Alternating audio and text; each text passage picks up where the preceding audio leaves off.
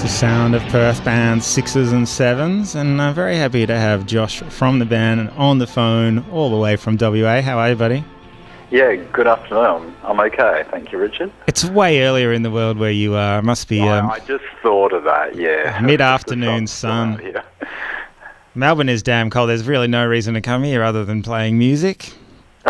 That's what I'm hearing. I've been keeping a keen eye on the weather forecast. I was actually going to, last time I'd been in Sydney, it was a beautiful summer with a bit of, winter with a bit of genuine heat, and I was hoping for a bit more of the same. I was going to take the togs, but I think I'll keep them at home now. Keep them at home. There's no genuine heat in Melbourne, at least not right now. Up until a couple of months ago, I'd never heard of the Sixes and Sevens, and but you guys are all people that have played in other bands. Do you want to give our Triple R listeners a bit of frame of reference for various WA bands members have played in over the years? Sure. Well, I guess the core of our band is a five-piece, and I used to play in a group called the Stick Figures for quite a few of the years, which is sort of the template as to what we're doing now. It's a continuation, a furtherment of what I'd initially started many years ago.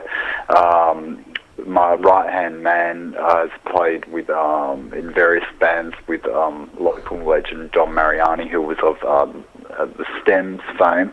Yeah.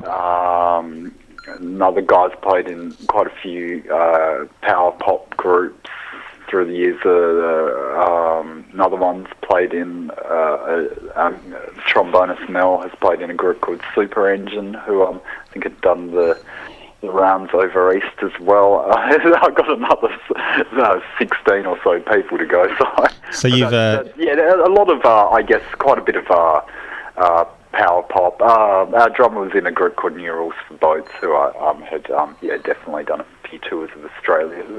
I guess when some of those bands had folded, I welcomed them in with open arms as I was ready to start a new band. So you basically poached the best musicians in Perth?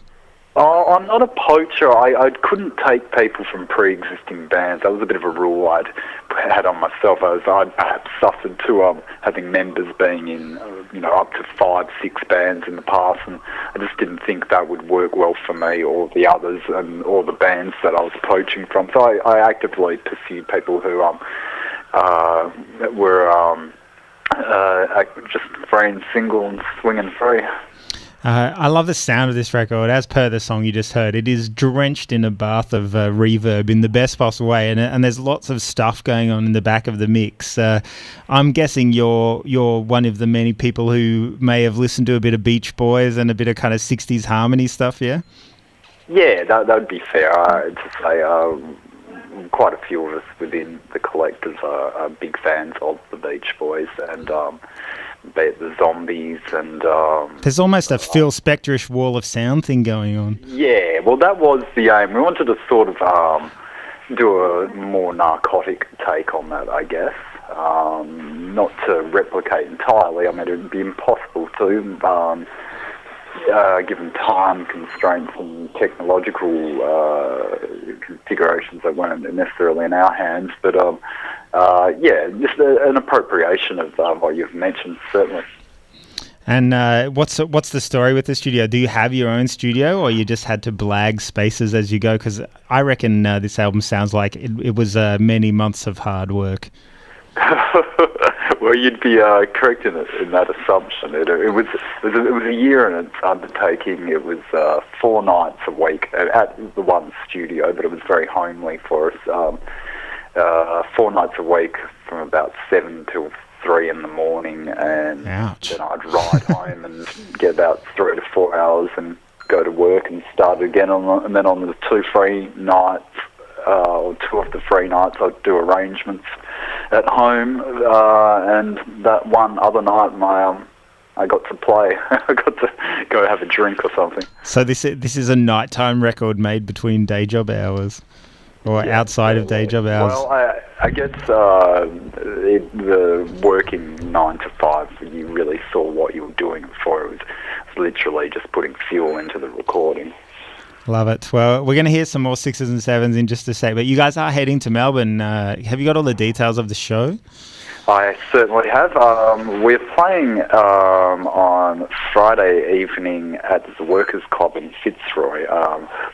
We'll be playing with our former Perth friends Jack on Fire, and also we will be playing with Teeth and Tongue, who we haven't met in person yet, but they've been very kind. Excellent local band. To us. Yeah, well, so I've heard, and I'm looking forward to seeing them. And we're also doing on the Saturday, we're going to do a in-store at Pure Pop Records in St Kilda. And we'll figure out what we're going to do for that one. I appreciate that they're perhaps going to be a little bit more quiet there, so we might pull out a couple of covers, I'm thinking. And then we've got a couple of birthdays to celebrate, and we're going to go head off into the night and see what you guys have got to offer. There'll be plenty going on late night in Melbourne town. Or head out and see Sixes and Sevens. It is a long way to come from Perth, and it ain't cheap, particularly for bigger bands. So I hope you'll head out and see him play Friday night at the Workers' Club. Thanks for the call. We're going to hear a single off the record. Is there any stories to tell about this one? It's essentially a true story, if I can put it that way. I changed the names because I wouldn't be fair in Perth. It's so small, and there's absolutely no Perth people listening. Yes. Well, most of them are over in Melbourne anyway, but it's basically girls and boys and nighttime clubs. And when I first got my little wheels, which I used to call Gold Sounds after the Pavement song, it's the aforementioned. All right, this is a song that pretty much describes how it makes me feel. It's called Smile, and this is the Sixes and Sevens. Thanks for the call.